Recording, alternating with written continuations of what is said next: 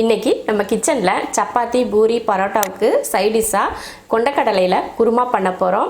இந்த கொண்டக்கடலை குருமா நீங்கள் ஒரு டைம் பண்ணி சாப்பிட்டு பார்த்துட்டிங்கன்னா அடிக்கடி இந்த குருமா தான் நீங்கள் பண்ணுவீங்க. சப்பாத்திக்கோ பூரிக்கா இருந்தாலும் ரொம்ப ஈஸியாகவும் ரொம்ப ருசியாகவும் இருக்கக்கூடிய குருமா எப்படி பண்ணலாம் அப்படிங்கிறத பார்க்கலாம். கொண்டக்கடலை குருமா பண்ணுறதுக்கு நான் முன்னாடியே ஊற வச்சு எடுத்திருக்கேன். நான் இப்போ ஊற வைக்கிறது எப்படின்னா, காலையில் செய்கிறதுனா நைட்டே ஊற வச்சுருங்க.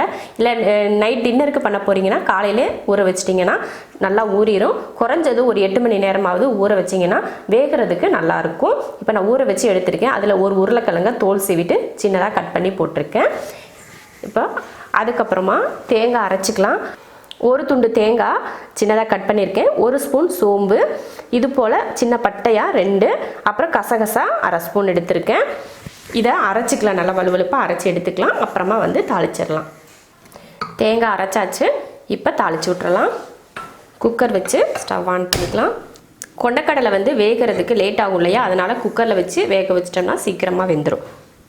குக்கர் வச்சு எண்ணெய் ஊற்றிக்கலாம். எண்ணெய் காஞ்சதுமே 2 பட்டை, 1 அன்னாச்சிப்பூ, 2 கிராம்பு, 2 ஏலக்காய், கருவேப்பிலை, 1 பெரிய வெங்காயத்தை நீல வாக்கில் கட் பண்ணியிருக்கேன்.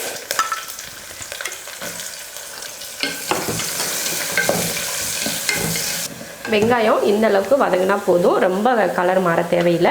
இதில் 1 தக்காளி,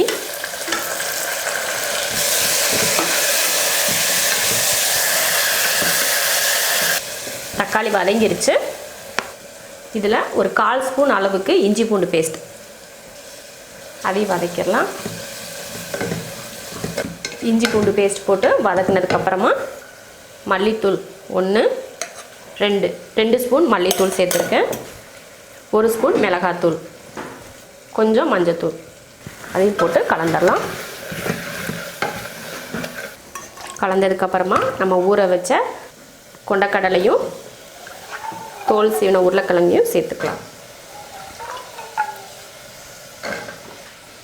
உப்பு தேவையான அளவு ஒரு கிளறி விட்டுடலாம். மசால் பொடியெல்லாம் போட்டதுக்கப்புறமா நம்ம அரைச்சோம் இல்லையா தேங்காய், அதையே சேர்த்துக்கலாம். தேங்காய் சேர்த்துட்டு அதை வதக்கவெல்லாம் தேவையில்லை. இப்போ தண்ணி சேர்த்துடலாம். இப்போ குருமாவுக்கு எந்த அளவுக்கு தண்ணி தேவையோ அந்த அளவுக்கு தண்ணி இப்போ சேர்த்துக்கலாம். குக்கரில் வைக்கிறதுனால தண்ணியெல்லாம் வற்றாது, நம்ம வச்ச தண்ணி அப்படியே தான் இருக்கும். அதனால் குக்கரில் செய்கிற மாதிரி இருந்தால் தண்ணி அதிகம் சேர்த்துக்காதீங்க. அதே போல் கருப்பு சுண்டல் போடுறதுக்கு பதில் வெள்ளை சுண்டலும் போட்டுக்கலாம். கூட பட்டாணி கூட நீங்கள் சேர்த்துக்கலாம். இது பட்டாணி சுண்டல் எதுவுமே இல்லாமல் வெறும் உருளைக்கிழங்குல மட்டும் கூட இந்த மாதிரி குருமா செய்யலாம். ரொம்ப நல்லாயிருக்கும். இந்த அளவுக்கு தண்ணி போதும். இப்போ பார்த்தாலே தெரியும், ரொம்ப தண்ணியாலாம் இல்லை, ஓரளவுக்கு கெட்டியாக தான் இருக்கும். நம்ம விசில் விட்டு இறக்குறப்பையும் இதே அளவு தான் இருக்கும். அதனால எக்ஸ்ட்ரா தண்ணியெல்லாம் சேர்த்துக்க வேண்டாம். கரெக்டான அளவுக்கு குழம்பு உங்களுக்கு எந்த அளவுக்கு தேவையோ அந்த அளவுக்கு மட்டும் தண்ணி ஊற்றி வேக வச்சுக்கோங்க. இப்போ குக்கர் மூடி போட்டுடலாம். குக்கர் மூடி போட்டு விசில் போட்டாச்சு. 5லேருந்து 6 விசில் வரைக்கும் வச்சு வேக வச்சு எடுத்துக்கோங்க. ஏன்னா கொண்டக்கடலை வேகிறதுக்கு கொஞ்சம் டைம் எடுக்கும். அதனால கொஞ்சம் அந்த விசில் அதிகமாகவே விட்டுக்கோங்க. குருமா 6 விசில் விட்டு ஆஃப் பண்ணியாச்சு. இப்போ ஸ்டீம் குறைஞ்சிருச்சு. ஓப்பன் பண்ணி பார்க்கலாம்.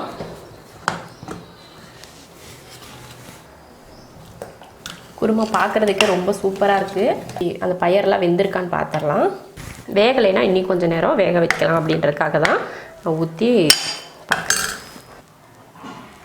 உருளைக்கிழங்கு சூப்பராக வெந்திருக்கு, கடலையும் சூப்பராக வெந்திருக்கு. இதுக்கு மேலே எக்ஸ்ட்ரா நம்ம வேக வைக்கவும் வேணாம், கொதிக்க வைக்க வேணாம். இதோட ரெடி ஆயிடுச்சு குருமா. இது போல் குருமா செஞ்சிங்கன்னா இது சப்பாத்தி பரோட்டாவுக்கெலாம் சூப்பராக இருக்கும். இட்லிக்கு தொட்டுக்கிட்டால் கூட ரொம்ப நல்லாயிருக்கும். இது இந்த வெஜ்ஜு ஹோட்டலுக்கெல்லாம் போனோம்னா நம்ம சப்பாத்தி பரோட்டாக்கெல்லாம் பார்த்திங்கன்னா இந்த மாதிரி குருமா கொடுப்பாங்க. சென்னாவில் ஒரு குருமா கொடுப்பாங்க. அந்த மாதிரி டேஸ்ட்டில் ரொம்ப அருமையாக இருக்கும். உங்களுக்கு இந்த கருப்பு கடலைக்கு பதில் வெள்ளைக்கடலை நீங்கள் சேர்த்துக்கலாம். நீங்களும் இது போல் குருமா செஞ்சு பார்த்துட்டு பிடிச்சிருந்தா லைக் பண்ணிவிட்டு ஷேர் பண்ணிவிட்டு கமெண்ட் பண்ணுங்கள். நம்ம செரின்ஸ் கிச்சன் சேனலுக்கு சப்ஸ்கிரைப் பண்ணாதவங்க சப்ஸ்கிரைப் பண்ணிவிட்டு பக்கத்தில் இருக்க பெல் பட்டனை மறக்காமல் ப்ரெஸ் பண்ணுங்கள்.